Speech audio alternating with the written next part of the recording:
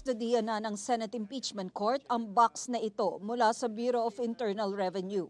Pero bukod sa BIR, wala pang nakakakita ng laman nitong selyadong kahon na nais ng House prosecutors na gamiting ebidensya sa impeachment trial ni Vice President Sara Duterte.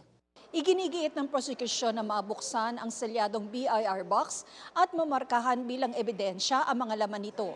Pinaniniwalaang ang laman ng kahon ay mga income tax returns ng bise, kanyang asawa at kanilang mga negosyo.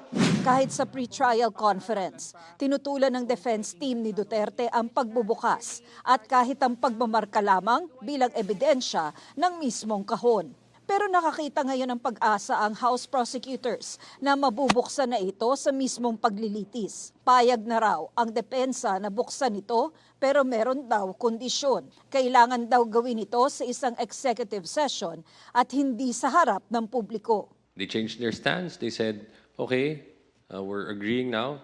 Pwede na nating buksan yan. But again, conditions are executive session and dapat hindi isa publiko itong mga dokumento natin.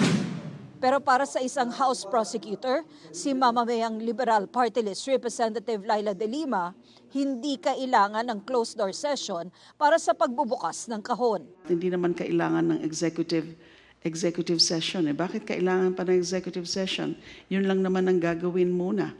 Saka na lang yung pagtalunan, yung tungkol nga dun sa kanilang mga sinasabi na hindi pwede dahil merong confidentiality provisions. But it is our right at this point, the prosecution, to really mark those exhibits kasi kasama yan sa listahan ng aming mga evidence. Hinihinga namin ng pahayag dito ang defense team ni Duterte.